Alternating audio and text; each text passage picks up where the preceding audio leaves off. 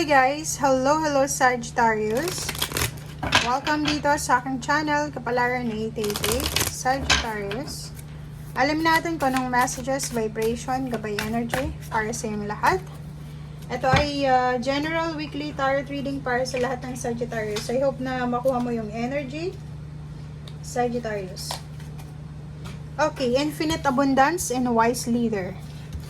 Sagittarius, sa linggong ito, sinasabi ng baraha sa'yo na isang unlimited flow ng abundance or harvest ang posibleng papasok sa buhay mo.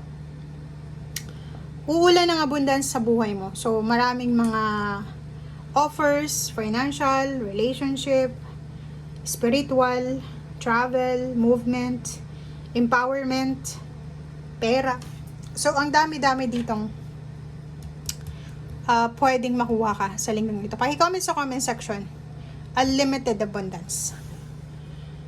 Next card is wise leader. So, siguro ang nakikita natin, if you're aiming for higher position, higher salary,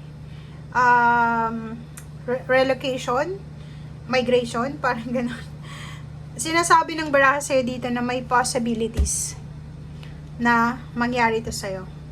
So, ang dami-daming pwedeng maging paraan. Maraming ways, paraan para makuha mo to na unlimited abundance na to. Okay? Sa iyong buhay. If may nag-aim ng managerial position, ano pa ba? Mataas na sweldo, pwedeng sa linggong ito ay may mga good news ka na matatanggap. Kita mo na. It's a confirmation, guys. Planting seeds.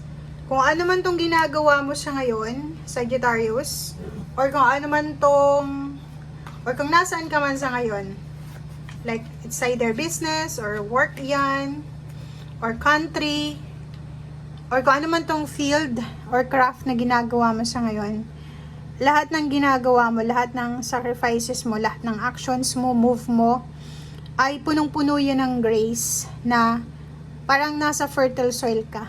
'Di ba? Lahat ng gagawin mo, magdadala to sa'yo ng infinite abundance.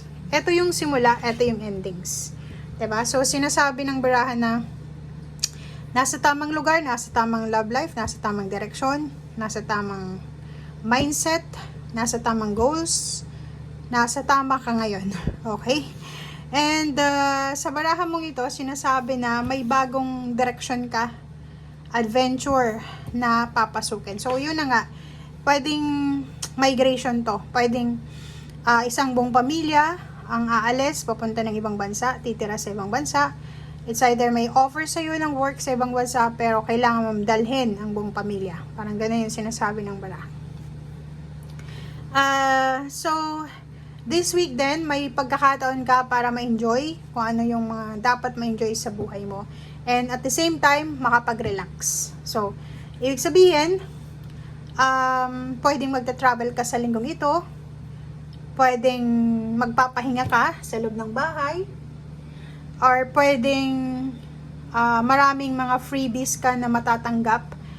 Like sa mga hotel or sa mga staycation na pwedeng makatulong sa'yo para makapag-relax ka.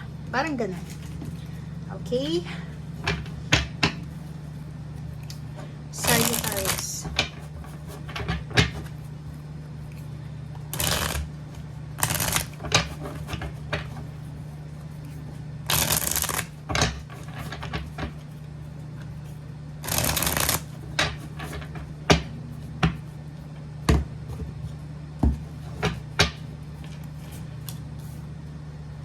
Okay, diba? So, kung makikita mo dito, it's either naghihintay ka ng offer ng job, new assignment, new location. Sinasabi ng baraha sa'yo dito na nasa tamang direction ka talaga. So, it's a confirmation. New beginnings to. Diba? Zero the full. Sinasabi ng baraha sa'yo na maraming i-offer sa'yo ang universe na pwedeng magbigay sa'yo ng pag-asa. New beginnings, okay?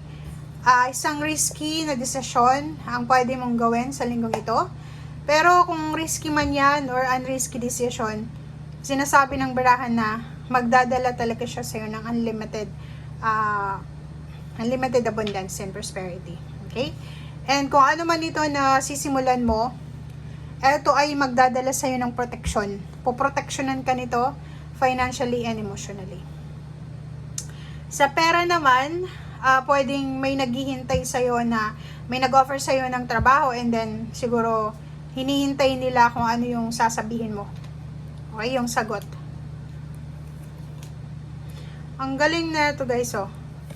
Ito ay sa future. So, kung ano man daw itong hinihintay mo, it's either 3 years, 3 months, 3 weeks ka na, 3 days ka nang naghihintay, offer ng work, relationship, or kano pa man, sinasabi ng barahan na huwag kang maging aggressive, be patient, dahil parating na, okay? May darating dito na isang good news, na pwedeng pagkakitaan, isang good news na pwedeng magdala sa'yo ng sobra-sobrang financial success. Okay? Strength. Wow. So, yun.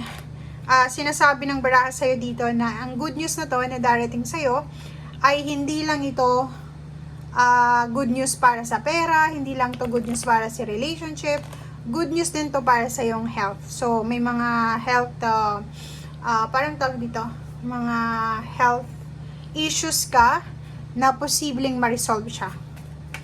Okay? Two of Swords, so no more procrastination. Wala na yung overthinking kasi nasa ano ka na eh. Nandun ka na sa peak eh, 'di ba? Ang daming choices kasi dito eh. Maraming options. So, hindi ka na tulad ng dati na mahihirapan kang magdesisyon kasi sobrang ano na to eh. Fixed talaga siya yung mga decision mo.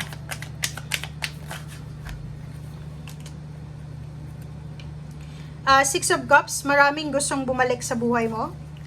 Or pwedeng ikaw, marami kang gustong balikan na positive news. Nakikita ko sa'yo dito na may iba sa inyo na medyo nahihirapan ko sa dami-daming offers nyo, financial offers, emotional offers, or kano pa man. Sa dami-daming blessings o biyaya na ino-offer sa'yo ang universe, hindi mo na alam kung ano yung gagawin mo.